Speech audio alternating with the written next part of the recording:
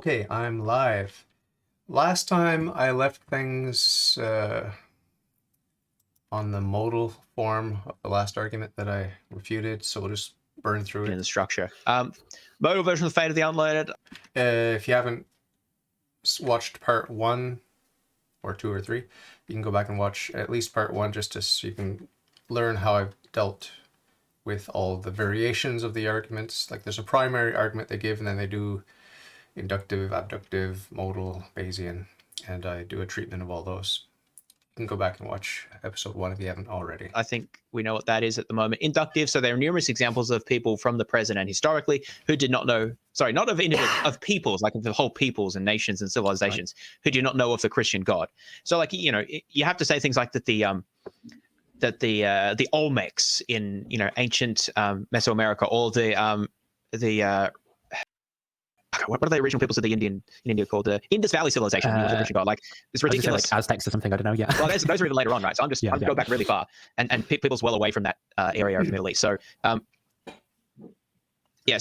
sorry, I should just So I think that it's just really implausible that all peoples have known the Christian God, and so that's the basis of one there. That there are numerous peoples who have historically not known of the Christian God, and peoples who do not know of the Christian God are unexpected because God wants us all to know Him, right? So we have strong document evidence Christianity is not true. So I was asking a question about the template of the modal argument. So I mentioned this before. I had to abbreviate the modal argument because otherwise the premises wouldn't fit, and I didn't want to reduce the font size so much. So when I say from S5, I'm sort of implicitly there's a possible premise there as well. So that I did mention that before, but that's a good observation. Okay, so where are we? Abductive forms. So same thing. Numerous peoples from the present and historically who do not know of the existence. Those are it's an Indian island. I know the hit with arrows. Yeah, Jesus, and we. Well, yeah, that's an interesting counter and a Bayesian form. Okay, the problem of many faiths. If God created humanity to worship Him, there would not be many conflicting faiths, or like religions, religious traditions, and so forth. There are many conflicting faiths, and Christianity claims that God created humanity to worship Him. So Christianity is false. So excuse me. So premise 1: if God created humanity to worship Him, there would not be many conflicting faiths. Says who? I mean, in the Garden of Eden, there was only one faith, one religion. I'm not even sure it was faith because they saw God face to face, so I'm not even sure if they had faith. It's a good question. I'll have to look into that. But the reason that we have evils such as errors and false religions, and that includes, of course, necessarily partially true religions, because only one religion can be completely and perfectly true, a perfect society with all of the means of salvation. So necessarily all of the other sects and religions will be at least partially false. The reason that evil and other evils exist, like stubbing your toes, for example, the reason that any evil exists is because of the fall from grace in the Garden of Eden by our first parents. So again, this argument holds no water. Christians are going to agree with 2 and 3. So it's all on the premise 1 there. I think they'll reject premise 1 by saying God. Well, they have to. Also, by saying God also created, Satan, and obviously Satan appeared to Muhammad as Jibreel to cause confusion and test people's faith and so forth. But then we've got like why, and it goes on. That's not really.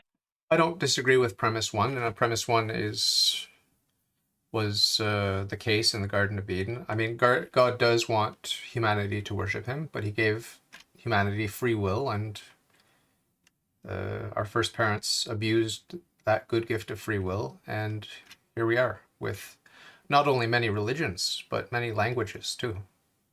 Remember the story of the Tower of Babel? What prompted the dispersion of the peoples and of the languages in that story? It was the hubris, the pride, trying to be like God, right? Answer to the question, or like an explanation as to why God would allow that. It's just saying that He did, apparently. But it's not that if God created humanity to worship Him, we would expect conflicting faiths because God wants to like test people, right, by using the Satan and stuff like that. So like the conditional isn't true or something. Does that? Yeah, so I think the justification for 1 there would be that God could still test us sufficiently by just seeing whether people would obey Him or not. Just like He tested the Israelites as to whether they would worship Him or worship the golden calf. So the golden calf was not produced because the Israelites stopped believing in God. They stopped trusting in Him, right? Or they were they were afraid, or whatever it was exactly. They wanted to hedge their bets. I don't know exactly what it was, but they didn't just think that God didn't exist anymore, right? Yeah. Why the hell did they do that? Like imagine you're in some tents at the bottom of a mountain, and you're like nomadic people, and like your leader just goes up a hill for a few days, and why would you build a golden calf? I already mentioned this last episode, but just to remind you, the listeners, the Israelites, or whatever they were called, the Hebrew people, the chosen people of God, they were taken out of slavery in Egypt to the promised land. They had to wander in the desert for 40 years. But they were tempted to go back to their old ways, the ways that they had acquired, the perverted, idolatrous, and adulterous ways of the Egyptian religions, right? So that's why they reverted back to worship of beasts and other creatures, usually animals, right? And if you actually go through the 10 plagues, you'll see that these gods were predominantly animals. We had frogs, livestock, all kinds of things being destroyed by God to show that God is greater than these false gods, these gods of 4 legs or 6-limbed insects or whatever it might be. Like that story is just really implausible. Yeah, it's a bit strange, but I mean, the idea could be, so maybe you could weaken this by saying, look, there could be different traditions, but they would all at least agree on the existence of God. They would maybe just say you should do different things, but we don't even have that. That's the sense in which there are conflicting faiths, because they don't even agree on like what sort of God exists. Like only Christians believe in the triune God, for example, and Buddhists don't even believe in any God, and the Hindus have all sorts of beliefs about different gods. So that's what. Well, I disagree. I think that the Hindus have many schools of thought, many branches. It's a diverse, pluralistic religion. That's my understanding of it. Correct me if I'm wrong. But I've come to understand that there is a sort of upper echelon, elitist version of Hinduism that is monotheistic, strictly monotheistic, and or monistic, I'm not sure. I'm suspecting probably more monistic than monotheistic. But even the Buddhists, the non-nihilistic Buddhists, the Buddhists who believe in the one mind, that's obviously the one mind of God. It's a pantheistic God. It's a monistic God once again, because there's no heaven and hell. There's only heaven for these sorts of for these particular sorts of Buddhists. There are other nihilistic branches that don't even have a belief in the one mind. I don't understand how you can build a philosophy on that foundation. That's not much of a foundation, right? It's just the complete denial of everything, including your own existence and the existence of God. To me, that is one of the most absurd, if not the most absurd worldviews. So, but I take exception with the fact that this claim that James and Nathan are making, that different religions don't even have God. Many of them have multiple gods, or one primary God, or some sort of not pseudo gods, but sort of gods that are aspects of the one true God, right? So we need to be understanding of the cultural differences. It would take a lifetime, more than a lifetime, to understand all of the religions on earth. And so let's tread carefully when painting with a broad brush all these different religions. We don't know all the ins and outs and what any particular branch of any particular exotic religion might teach or believe. I mean, they're fundamentally conflicting about what even exists, and that's just not like God could test this in many ways without having that level of confusion. So that's the basis of one there. The confusion comes not from God, who is all good, but from sinful creatures who abused the good gift that God gave them, the good gift of free will. The justification for it. A modal form, we've seen those. Inductive form, any conflicting and contradictory faiths and faith traditions. The existence of so many conflicting faiths is unexpected if God created humanity to worship him.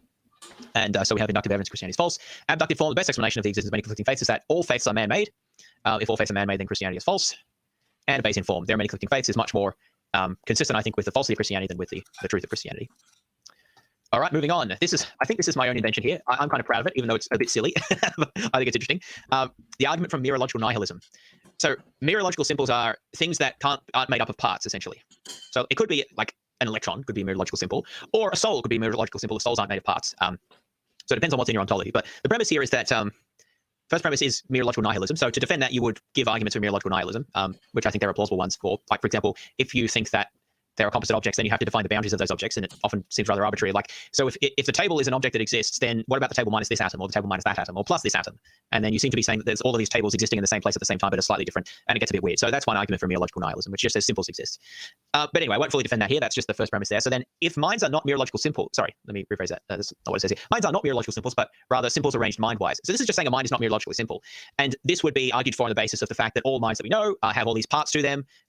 Like different components, you have memory, and you have perception, and you have cognition, and you have decision making. There's all of these aspects to them. Those are formal distinctions. They're not real distinctions, right? So this is what you need to understand. When we make formal distinctions, for example, between the reason and the will, doesn't mean that there are two parts and that our souls or minds are composite, right? Just do a little basic reading into scholastic philosophy, and you'll stumble upon this with every introductory textbooks. I mean, this is not rocket science. You need to understand the difference between a formal distinction and a real distinction. And minds are not composed, right? Other than having essence and existence, they're not composed. They're not composed of parts, okay? So this whole argument falls apart right from the get-go. And they have a temporal succession of events. None of these things are really consistent with them being a simple. Plus, you could throw in empirical evidence from neuroscience and whatever else. So I think you give a lot of empirical science cannot help you because minds are not natural, they're supernatural. Arguments in favor of the fact that minds are not simples. So it follows that mereologically simple minds do not exist, but if God exists, he is a mind that is mereologically simple, therefore God does not exist. Because God is supposed to be a mind who is a simple, like not made of parts, in other words. Is someone like soaring near you, James, or am I going mad? Someone's soaring metal. Distracting it. I can't hear anything on in the distance. anything. Of course, there's a modal argument, so it's possibly this, so, and blah, blah, blah, blah, blah. All right, moving on. The problem of the inefficacy of prayer. Now, this is a little favorite of mine. Nathan's going mad. I'm going to mute you for 1 second and listen to the stream to see if I can still hear it. Yeah, no worries. I'll keep going. So if Christianity is true, prayer would be an effective method of healing. Prayer is not an effective method of healing, therefore Christianity is false. Now, some Christians might... If Christianity is true, it is true. Prayer would be an effective method of healing. Yes, true. It is an effective method of healing. But the primary healing that we get from prayer is not physical healing or dental healing or mental healing or financial healing, right? Or interpersonal healing. Those can and will flow from the primary healing, which is the spiritual healing. But spiritual healing often involves suffering, right? So suffering entails a lack of physical health, dental health, mental health, interpersonal health, all these sorts of things. That suffering is part of our spiritual healing. I'm not saying that it's just a simple recipe every time. Like I ask God for help and then God heals me spiritually by exacerbating all my problems, giving me more and more suffering, and suffering is the solution to everything. More suffering equals more spiritual healing. No, I'm not saying that, but I'm saying that often we are not completely detached from even venial sin.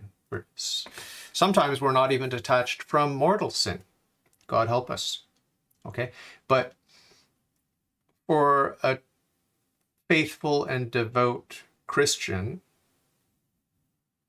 if we're considering a faithful and devout Christian, usually in the hidden recesses of his heart, we find some attachment to at least venial sin.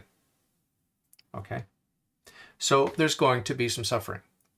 This is the Hindu concept, or the Eastern concept, I should say more generally, the Eastern concept of karma, cause and effect. I mean, you are attached to the creature and therefore you will suffer. That suffering can be redemptive, it can be salvific if you are oriented toward God and if you are praying without cease, praying to God for all sorts of things. Doesn't really matter. I mean, you might be concerned about your physical health, financial health, whatever it is, and the well-being of yourself and others around you, your friends, acquaintances, enemies, co-workers, whatever it is. Whatever your prayer is. You're praying for your favorite sports team to win this big game, whatever it is. There's no prayer too silly or too stupid to be worthy of God's attention and to be worthy of healing, to merit healing of one sort or another. If you reach out to God with the simplest and silliest prayer, like, oh, I'm in a rush, God, can you find me a parking spot? That would be really nice. There's nothing wrong with that. Okay? If you have put it into perspective, not a big deal. I understand if you don't give me the parking spot, not a big deal. But just the fact of involving God in the stupid little details of your annoying little life is salutary. It's salvific. It's bringing you indulgences too, if you remember to explicitly be aware of the fact that you qualify for indulgences every time you raise your thoughts to God, and that's what prayer is. So, yes, Christianity is true, and yes, prayer is an effective method of healing, but don't get confused by all the messiness that karma entails. Karma in the Catholic sense of the word. I disagree with one, but I mean, a lot of Christians, and it seems like from the Bible, that they would endorse one. I figured out what it was. I've got another Chrome tab open, minimized, and it has like a duck video playing. Have one like, oh boy. There are definitely a few weird times in my life where, like when I was particularly having like bad depression, mental health episodes, and you know, like how Jesus always goes off in private to pray. Yeah. I would always think like, well, I'm going to model my life after Jesus, right? So I'm going to like go off on a walk to some secluded area, and I'd fast as well. Like I'd fast all weekend and like go off on a walk into the woods or something, and just like pray in the middle of nowhere and be like, I'm going to try and get close to God. This will help me deal with my depression. And weirdly enough, it never did like get better, and that used to really kind of rock me a little bit because I was like, I'm sacrificing so much here, like starving myself and walking off into the middle of nowhere. This is just so much pride. Oh, look at how much I'm doing. I'm fasting for 2 whole days and I took a long walk. Therefore, you know, I put, that's the equivalent of putting in this much money into the vending machine and presto whammo, I should have this result. This is my expectation. I put in this much effort, this much suffering, I should get this result, right? That's called the pride of it's called pride, and it's also called the sin of presumption. You're presuming. God is not a vending machine. Stop treating God like a vending machine. It's no wonder your faith collapsed. And I'm literally getting like no result from it. And well, you just got to do it more, and that's how monks were invented, right? Like pretty much literally. And the other thing was also, yeah, like talking of monks. If anyone's ever read The Life of Antony by Athanasius, like also like the idea of what, well, obviously Antony didn't struggle with porn, but the idea of like porn and masturbation as well. Like I like every so often I'd like do that, and then I'd be like, I disagree. I think all of the monks suffer with pornography addiction, because pornography just means the art of prostitution. That's, you know, porne in Greek means whore, prostitute. Okay, so all men, I would say all men, I think it's safe to say all men struggle with the idea of sexuality, objectifying women, and having this whore archetype, you know, because we have from even in New Age, what you would call, what are these religions called? The pagan religions and New Age religions. You have this imagery of these 3 archetypes. The hag, that's the wise old woman, and then you've got the virgin, the pure one, young and beautiful but innocent, and then you've got the whore, right? So I think there are different ways of depicting these 3 archetypes, but it appears quite often in mythology. It appears in writing, fictional writing, fairy tales, and these sorts of things. And in terms of the sexual roles of women, these 3 archetypes are used to depict different phases of the woman's life, from the young virgin to the whore to the wise old woman. I don't subscribe to this as a meaningful characterization of the life of any woman, but my point here is that men carry in themselves the proclivity, since the fall, a concupiscence, if you will, for sexual imagery that is inappropriate and that's pornographic. It basically treats women as sex objects or whores. So I think all of the monks struggle with pornography, and I've read enough stories of the monks to know that it affects young men, middle-aged men, and even the elderly. There's stories of the monks secluded off in the desert, haven't had contact with a human for years, and then when a younger monk stumbles upon them or comes to visit them, they're surprised to learn often that even these old men who have been secluded and are so holy, so severe with their penances, struggle with pornography in their own mind, because Satan is to a certain degree in charge of the theater of the mind, with the imagery, with the imagination. I know from firsthand experience how powerful this imagery can be. It's preternatural. It's very powerful. It affects the whole body. The blood starts pumping. Your whole body is engaged when these powerful images torture you. And I've had plenty of experience with this. I wouldn't wish it on my worst enemy, because it's just it's a feverish nightmare. I've had been overwhelmed with demonic sexual content, sort of like homemade pornography. And this the only reason I was tempted by it to that degree is because I allowed myself to dabble in real pornography, looking at it. Different over the years of my life, I've had experience with not recently. Recently, I've had experience with lighter stuff. It's all around me. I can't avoid it. But when you do feed those demons, it empowers them to put on that sound and light show for you, and it's very, very powerful. It's way more realistic than any, IMAX cinematic experience or any virtual reality or anything like that. It's very overpowering.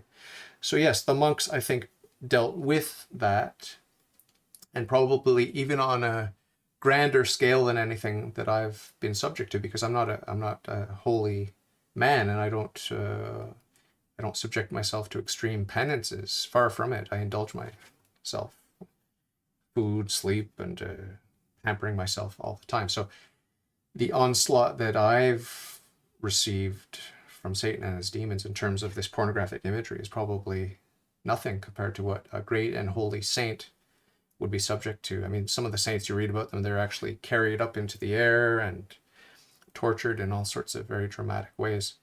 Our saint here in Montreal, Saint Brother Andre Bessette, he was subject to almost nightly torture by Satan and his demons. I'm not saying it was all based on temptation to sexual sin, but there's a correlation between your holiness and the amount of temptation that you are subject to, generally speaking. Praying for like a day, I'd feel so guilty. Like I'd be like, God, take this cup away from me and stuff like that.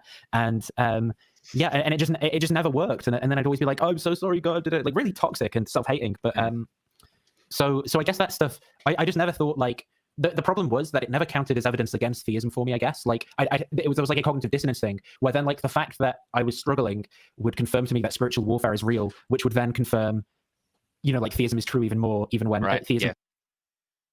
So sadly, Nathan has given up the struggle. He's given up the fight, and because he has given in to sexual sin, meaning indulging in pornography, masturbation, or whatever it is, and condoning, I should say, all sorts of sexual perversions, like homosexual acts and things like that. Because of his lifestyle slipped back into this feeding of the lower animal passions, his worldview followed suit very quickly, and he's become an atheist. Because if you don't live according to your worldview, you will soon adopt a worldview that matches the way that you live, right? So very, very dangerous, very, very dangerous to allow yourself to stop struggling against what you know offends God. And Nathan knew that it offended God. He was fasting all weekend, taking long walks, trying to do these voluntary penances, struggling against his evil inclinations, his concupiscence. But he didn't feel that he was getting the rewards from God that he merited by his exertions. And so he let himself fall back into sin, and he very quickly lost his faith. And here he is today, an atheist. So very, very dangerous stuff. Predicted that, yeah. So if it works, praise God. If it doesn't work, praise God even more. Like it's yeah. This Exactly. is the point. You need to adjust your expectations, right? Rather than saying, oh, the vending machine is broken. I put my quarter in, I didn't get what I expected to come out, right? Instead of treating God like a vending machine and being frustrated and just kicking this vending machine and walking away back into your animal passions and your sinful lifestyle, instead of doing that, what you need to do is humble yourself and say, well, God, I trust in you, and not getting the answers to my prayers that I expect. So perhaps I should adjust my expectations when it comes to prayer life. But one thing's for sure, I have to continue struggling against my lower animal nature. I have to. Even if I never get consolation, even if I never get the sort of strength and power to completely stop sinning.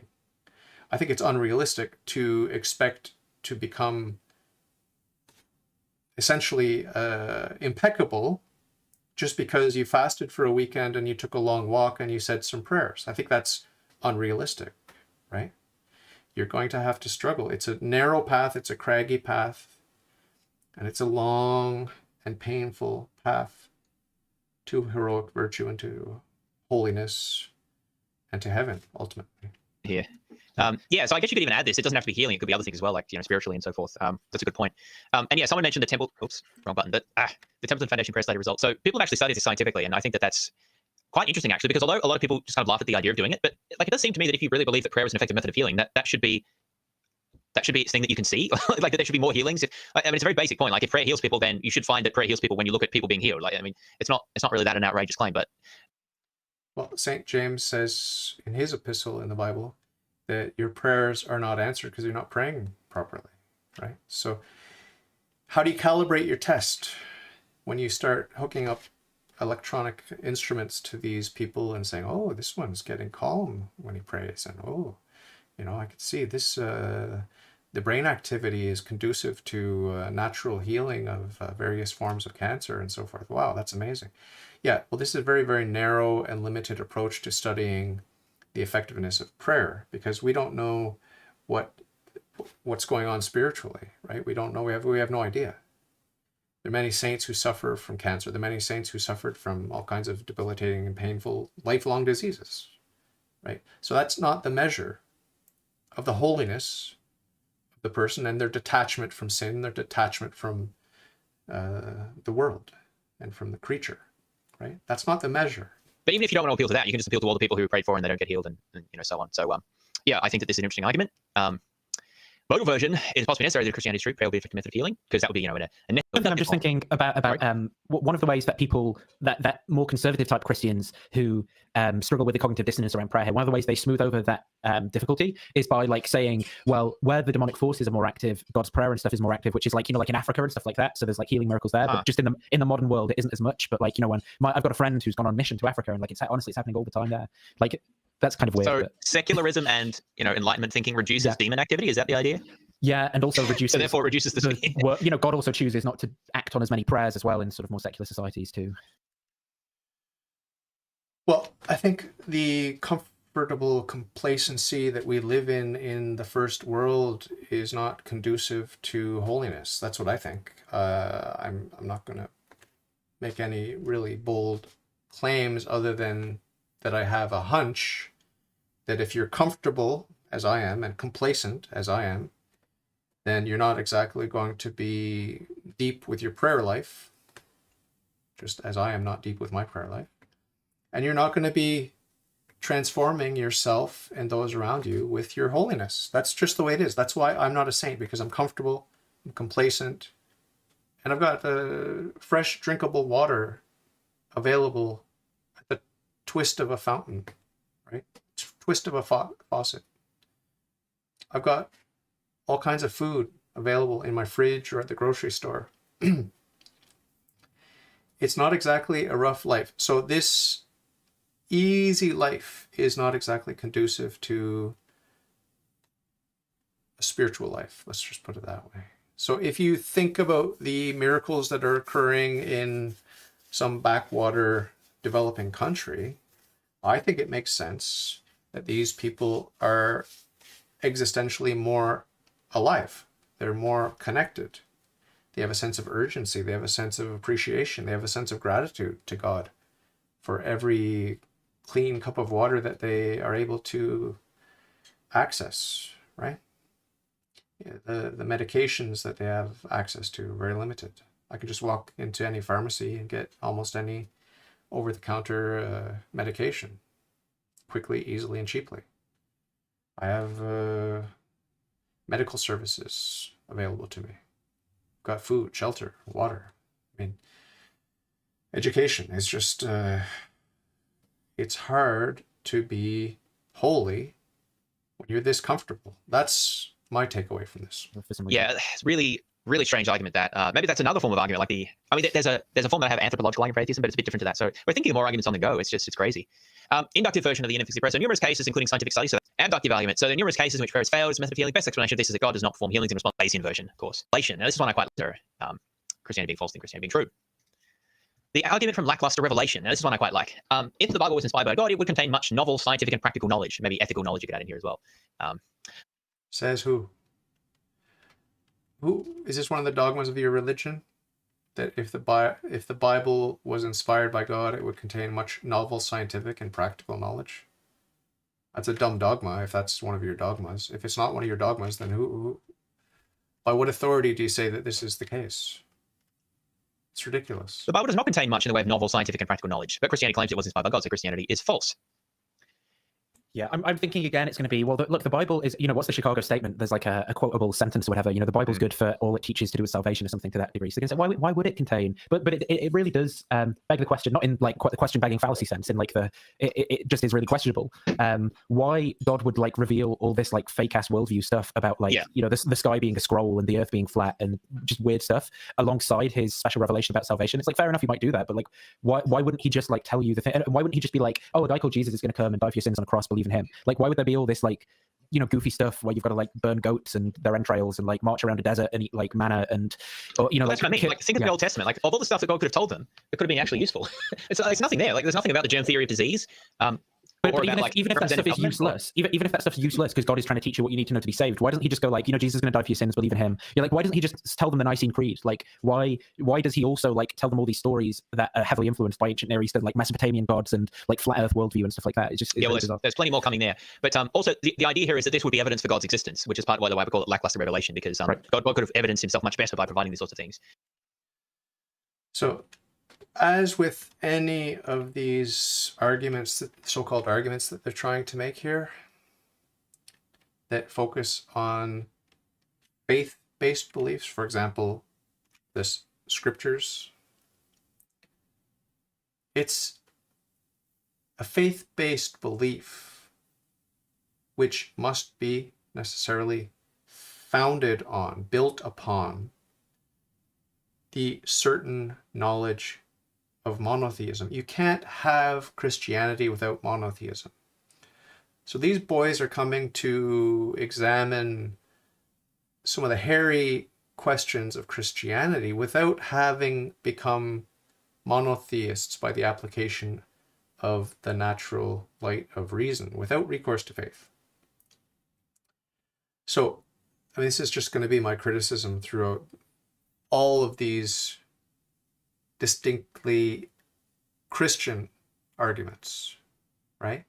It's like, you're not in a position to judge, because I am bewildered by Christianity, much of it, but I take it on the authority of the church, because I believe that the church was instituted by the God-man Jesus Christ, and that he gave the church the infallible authority to govern the church and to give the infallible canon and to give the dogmas of the church, which are divinely revealed but unpacked and formulated by the church for the faithful, right?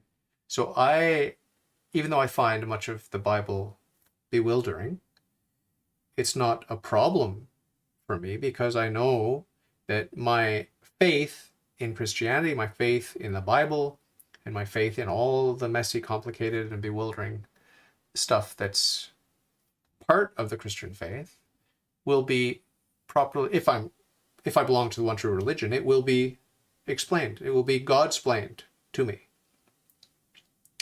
in heaven or at the judgment. Perhaps at my particular judgment or at the general judgment, I don't know how that works, but or maybe just in all eternity, it'll be God-splained for all eternity. That's what heaven is, right?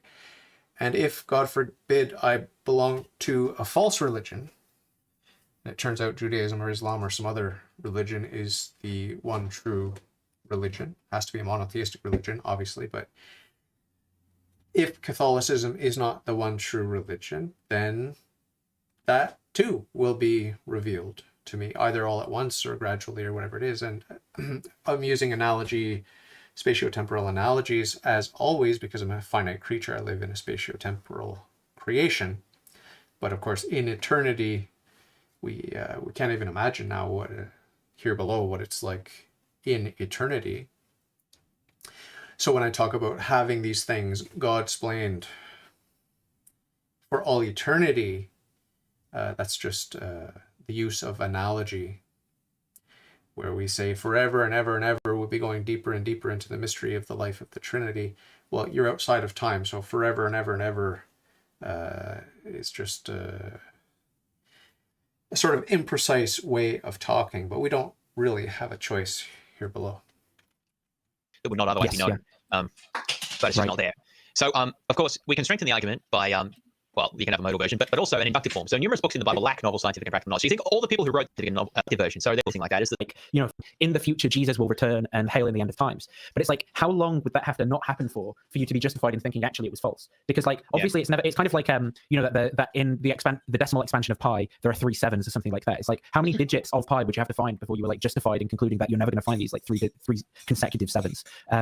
Obviously there's no amount of digits that you can find that's going to like actually like justify you, is going to inform you that you're not, the next 3 digits you find aren't going to be 777. There's no like point in time where you can say, well, Jesus is obviously not going to come next. But it's like, shouldn't it reduce our credence? Like, shouldn't we be thinking, it's been 2,000 years now and Jesus still hasn't come back? Maybe that was all just like, I don't know. Shouldn't it reduce our credence over time the longer it is? Like, I got Rob Rowe because he was saying, well, part of all this is like climate change and stuff. So part of like sin is climate change. So Jesus is going to have to return before humanity destroys itself through climate change or war or something like that. So I got him to commit to like, if humanity were to like destroy itself through like climate change or war and Jesus hadn't returned, then he would like be forced to abandon Christianity, even though we'd both be dead. Which is like, but yeah, it's really weird. The kind of like the predictions that it does make are not like actually falsifiable ones. Anyway, So this question of falsifiability of Christianity is Christianity is eminently falsifiable because there's so many dogmas. And if the church were ever to contradict one of its own dogmas or change one of its dogmas formally and officially, or if manifest reality showed that any of these dogmas were not eternal, immutable, objective truths, then we would know at that point that Catholicism is false, Christ is a false Messiah, he's not the Christ, he's just a liar, a lunatic, or a mere legend, right? Some people think that Jesus didn't even exist. I think the evidence is overwhelming that Jesus did exist. But in any case, if Catholicism is false, then Jesus is false. He's a false prophet, a false Messiah. So Christianity is eminently falsifiable.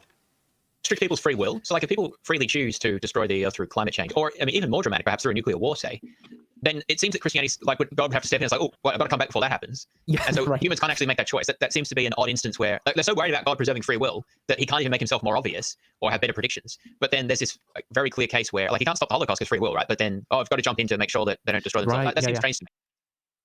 God can stop whatever he wants, right? It's a manifest reality that everything that has happened so far has actually happened. That's a manifest fact, a manifest reality. Okay. So there's no point speculating, could he have done differently or whatever? I mean, it is what it is. Like, I mean, history has unfolded. All of the evil that has happened is permitted by God's permissive will. But God is not a contingent being, and he does not, he is not, his hand is never forced, right? He is never going to be in a pickle or a jam where he's going to have to compromise and say, oh, well, oh, the way humanity is going, this put me in a real pickle, so now I have to, I have to put a stop to this or whatever. I mean, in his infinite wisdom, God allows what he allows, and he does not allow what he deems unworthy of allowing for the greatest good of each individual. It's all about getting those who will ultimately say yes to him to heaven, right? Does he know which of us ultimately are destined for heaven? Yes, he does. Does that change the fact that we have free will and that we freely choose? No, it doesn't. We are moving through time. For us, subjectively, here as finite beings, we have the option, moment to moment, to do our will or to do God's will. We have that freedom. That's what this creation is all about. It's about that freedom that we have to make better choices. But it's up to us moment to moment. Does God know each and every choice that we have made, are making now, and will make? Yes, he does. Does that change the fact that we are free? No, it does not. Because God is not just a big man in the sky. God created our human nature. God created the natural world. God created our free will. Okay? He's above all of that. And he was not frustrated in his design when he made nature or when he gave us free will. He was not frustrated. And he's never, ever, ever surprised by anything, including the choices that we find surprising here below. And there's like a reductio in, like the same as like the murdering kids reductio to relocate them to heaven. And like, aren't Christians morally obligated to cause nuclear war in order to make Jesus come back and bring in the new heavens and the new earth? We can never do evil so that good may come of it. This is the perennial Catholic teaching. It's moral theology 101. Well, that's even better because according to that, they couldn't actually do it, right? God wouldn't let them actually do it, unlike the murdering kids that actually have to. Yeah. Or they'd have to actually do it. So they'd have to like launch all the missiles and then but then it wouldn't actually happen. I'm coming back now. Yeah, exactly. That's very interesting. It's like you're playing a game of chicken with God. It's like We are playing chicken with God. That's the whole horrifying reality of our situation as free and rational beings. There's only one thing in the universe that can prevent us from being saints and going to heaven. And that one thing is our free will. And so there's only one person that is responsible, and that is the man in the mirror, as I'm fond of saying. That's funny. Yeah, but I think when the OG Christians thought about the second coming, they thought it would happen in their lifetime. I agree. Yeah. So that's the impression I always got from reading the New Testament too. But hey, the manifest reality of history says otherwise, right? I mean, you have to free yourself from your prejudices and from your knee-jerk reactions to these texts. They're much richer and deeper than any other form of literature you've ever encountered. 2,000 years later, if you told them that, they'd be like, you're crazy. So there's a basic form of the lackluster revelation argument. Now, this is an argument that I discovered, again, from Philippa Leon, and I think it's a very interesting one. So see what you think of it. The problem of eternally separated lovers. So no one who loves another can be perfectly happy if they know that their beloved is suffering in hell. I disagree. I think that we will be aware of the perfect justice of God And we will see, because God will have God-splained it to us, the freedom that those in hell had, and each and every instance where they abused their free will, and how they were perverted, and how they were evil, meaning falling away from their own nature, falling away from everything that is good, and the source of everything that is good, that's God. They're falling away from that with every abuse of their free will. Mainstream Christianity claims that there'll be people in heaven who are perfectly happy and aware that their beloved is in hell. Therefore, mainstream Christianity is false. What do you think about this one? I now obviously, like, if you just present it in this form, a Christian's going to reject it. But I think in terms of like dialoguing with Christians, that this can be pretty effective. So especially if they've got like an atheist kid or something like that, right? You can say, well, you've got, like your son or daughter who has left the faith. Do you think you're going to be like happy in heaven while they're eternally suffering in hell? And I think it's going to be really difficult for them to honestly say that yes, they will. I mean, obviously, like the indoctrination and stuff can kick in, and they'll be like, they'll kind of like maybe say the words but not really believe it. But I think just from an emotional point of view, this can be pretty powerful for getting people to commit to. For getting people to at least like start just questioning some of those things. Like, but I guess you could, if I put myself in the theist's shoes, right? If I genuinely believe theism was true, they're going to say, well, this just begs the question against theism, because when I'm in heaven, of course I'm going to be happy, right? Like God's just going to make the state of affairs so as I am actually happy, even though I'm just not going to be thinking about. And maybe I'll tell you a story about C.S. Lewis's Great Divorce, where there is this chapter where there's this woman who was a Christian and her husband was an atheist, and like she comes down in like this elegant dress or whatever, and there's all like animals around her, kind of like a scene out of like Snow White or something, and he like he's there, and he what's the picture that's painted? Oh yeah, there's like a body, and then there's like it's holding a chain, and then like he's chained to himself or something, and like he talks kind of like demonic and stuff. And Sure, this wasn't a different video you were watching. Yeah, no, this is in the Great Divorce, and she's kind of like, oh, you knew, and you're like, why can't you just choose the good or whatever? And he's like, oh, I don't like it here, but I just can't choose the good because I hate myself or something. And it's like the idea is like he's so chained to his vices that he just can't like go to heaven or whatever. And then because she's got like a super healthy attitude, it's like she's just kind of like, well, Christianity's true and I can't convince you, I'm gonna have to move on. And she just goes off to heaven and he goes off to hell or whatever. And like, I guess you can be like, well, that's plausible, but like that just doesn't seem like reality. Like if you actually love someone, I don't think you're gonna. Well, that's the basis of premise one. No one who loves another can be perfectly happy if they know that their beloved is suffering in hell. Well, the time for repentance is now, and the place for repentance is here in this finite created world, right? So you can't have your cake and eat it too. You can't make that sort of category error where you apply the logic of this world to the logic of the afterlife, right? Because this is the time, this is the place for conversion and repentance. Once we make it to heaven, God willing, we will, of course, be joyful and ecstatic about everything, because we will understand at that point, we will have transcended space-time, and we will have a certain God's eye view on that 4D object, which is all of space-time, with all of its complicated, ever-shifting configurations of matter energy. And we will appreciate it, and we'll see that it's very good, as God says in Genesis. It's very good. And that includes the eternal destiny of each and every rational creature. It's very good. The way it plays out is very good. Would it be better if every rational creature said yes to God's will and no to his own will? Yes, I think that would be better. That's, as I'm fond of saying, it's a dogma of the church that God created a good world, but God could have created a better world. God could force our hand. God could, as the atheists are fond of saying, that God could have created robots that just mechanically love him. But is that better? I don't think that's a better world. I think that's, it's not, if love, as I keep saying, if love is not free, it's not love. And I don't want to be a robot. I don't want to be compelled. I don't want to be an automaton.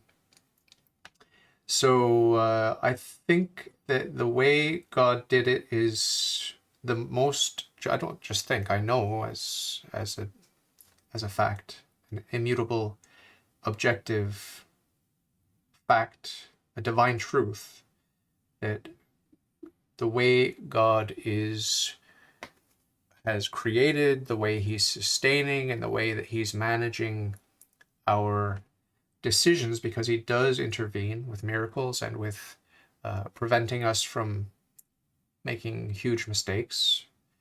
We can use our free will only within very tight constraints and bounds that are set up for our greatest good by God. Just like Satan he enjoys a certain amount of free will even now until the end of time, but there are major constraints placed on Satan and the games that he's playing in order to gather souls for hell. If God were to loosen those constraints, then we would have a lot more hellish nightmare scenarios here on earth. And so we know that God is good, and we know that the way he's managing our choices without taking away our free will, but just the way he manages the constraints on Satan's free will, the free will of the demons, the free will of the humans that are here struggling for virtue, hopefully, struggling for holiness, and those who are struggling for less than noble ends. For example, sex, drugs, rock and roll, power, money, whatever it is that they're after here below, pleasure, generally speaking, to do their own will and to avoid God, to deny God, to flee from God in every way possible in order to maximize what they perceive as their highest good here below. Eat, drink, and be merry, for tomorrow we die. That sort of lifestyle is also managed, not micromanaged, but it is managed by God. There are constraints put on the choices of the pedophiles, the choices of the power-hungry politicians, the incompetent, medical staff. There are constraints put on the damage done by people in all walks of life, criminals, murderers, rapists, all these sorts of dark lifestyles, those in the mafia, organized crime, all kinds of constraints placed on their free will. But they are nonetheless free, and that freedom is subject to abuse, but even the abuse is limited, because otherwise, we would see a lot more darkness here on earth. But there, as it stands right now, we have little glimpses of heaven, little glimpses of hell, and everything in between. I've heard one defense of this saying that God will like erase that knowledge of your loved one, but that kind of seems like God making God a liar. It's like, no, don't worry about it. They're not really there, kind of thing. And obviously, some Christians are just going to say, like watching them burn is just going to increase my beatitudes. It's going to be lovely. But then, like, I'm just going to be like, you're a monster. Like your religion has like distorted your moral intuition so much because you've got to be committed to these theological propositions that like you've just become like you're awful human who like believes terrible things. Like, again, it's the category error of applying our thinking here below to the thinking in the afterlife, and vice versa. We can't do that. Here, of course, we have to have compassion. We have to pray for those who are on a dangerous road to hell. We need to intervene for those who are in any kind of danger. When we have the opportunity, when it's appropriate to act. If you see someone that's about to fall into a ditch, you have a responsibility to help them, prevent them from falling into the ditch. Now, you don't need to go sticking your nose in everyone's business, but when you're aware of a situation where it's appropriate for you to act, you have to act. But once this period of pilgrimage and trial is over, we will enjoy the knowledge that some people said no to God. They're burning in hell for all eternity. Like imagine now if we change that from heaven to like in order to like implement the final solution to bring about heaven on earth, like we need to our beatitudes need to be increased by watching the burning of degenerates in like death camps or something. Like it's just so messed up. But again, it's a misapplication of two completely different worlds, this world and the next world. You can't do that. You can't apply the thinking of eternity to the thinking in this pilgrimage. We'll just erase the knowledge of the people who are left about the people that had to burn, just so it wouldn't. Oh yeah, we'll just stick a needle in your. Yeah. This one is actually kind of a bit personal for me because there's been a few Christians that I've known who are sort of quite close to, and they express this concern about, I can't, like, it's painful to think about you going to hell and so forth. But I actually think that this is. We are forbidden to despair of our own salvation. We are forbidden to despair of anyone's salvation, right? We have to have the utmost confidence in our Lord and Savior Jesus Christ, because the price has already been paid. We know that there's sufficient grace for each and every one of us. So there's no point losing any sleep over the salvation of your friends, family, or neighbors, whatever. There's no point. It's actually a sin to despair of someone else's salvation, right? It's also a sin to presume your own salvation or the salvation of anyone else. It's a sin to despair. It's a sin to presume. So what do we need to do? We need to act in such a way that it does not offend God. That means constantly interceding through prayer and through good works, so that as many people as possible make better and better choices, ultimately leading them to heaven. There's a massive cognitive dissonance there for Christians who are concerned about, like, non-Christians, especially people like me who are just about atheists. And so they can either reject the idea, like they can reject their Christian beliefs, or at least, that one's about eternal conscious torment or whatever, which I think they should, because I think they should be universalists, but like they're not going to do that, right? Or they can just sort of convince themselves that, or like they could just like try to distance themselves from you and try to not care about you. Not necessarily like consciously, I'm saying, but it's just like because of the dissonance, it's. This is a false dichotomy. I just outlined how we are not allowed to sin on one extreme, despair, or the other extreme, presumption, right? We need to walk that middle path, which is being alert, aware, responsible, free, rational, sane neighbors to our neighbors, right? The story of the Good Samaritan. Read the story of the Good Samaritan. He's not laughing at the misfortune of the man who is robbed, and he's not presuming that, oh, God will take care of it, or, suffering is good, or anything like that. No, he's taking action which is appropriate and compassionate, and he made self-sacrifice, and this is what we're called to do as human beings, right? So we don't despair, we don't presume, we just act in love, period. Easy for them if they can just sort of, like distance themselves from you in that way, or like emotionally distance themselves. And I feel like that might have been a factor in some of the experiences I've had, which like has been hard for me. So I think that this is like a particularly harmful, not this argument, but like this aspect of like eternal conscious torment can be quite damaging. We're told to distance ourselves from bad Catholics, those who claim to have our faith, but they act contrary to our faith in a way that is persistent and that resists correction. Right? Those are the only ones we're taught to shun and to avoid, like the plague.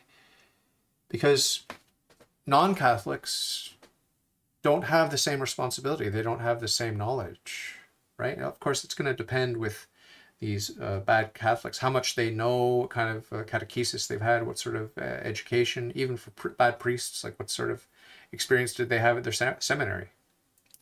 A lot of these seminaries are just basically like Club Med for a bunch of homosexual men. It's like an exclusive sex club, right? So someone who comes out of that seminary is ill-formed, to put it mildly. We need to pray for these people. We can't necessarily blame them, although, if I found myself in that sort of seminary, I would quickly leave and try to find one that was actually Catholic.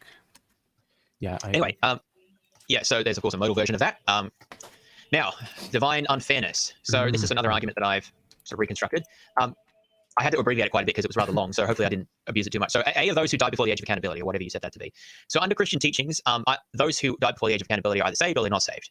Now, if they're not saved, God treats them unfairly because they didn't have a chance to follow him, right? But if they are saved, God treats everyone else unfairly because these people didn't have a chance to reject God either, right? So if I was God, cannot treat everyone. I guess I could have phrased it. The way I phrased it here is God. God cannot treat anyone unfairly. Okay, so if you've ever read the parable of the 11th hour workers, and they got the same wage as the people that had been there from the early morning, sweating in the sun, and the boss says, well, can I not be generous with those who only worked for 1 hour? Is that not my right to give them the same wage that I promised you?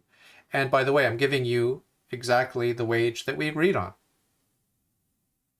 So are my ways unfair, says the Lord, or are not your ways rather unfair?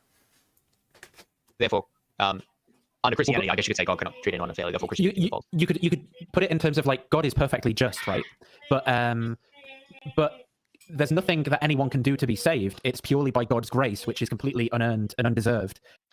Another problem with this so-called argument from divine unfairness is that if you're baptized and you have not yet reached the age of accountability, you go to heaven. But if you're not baptized, I mean,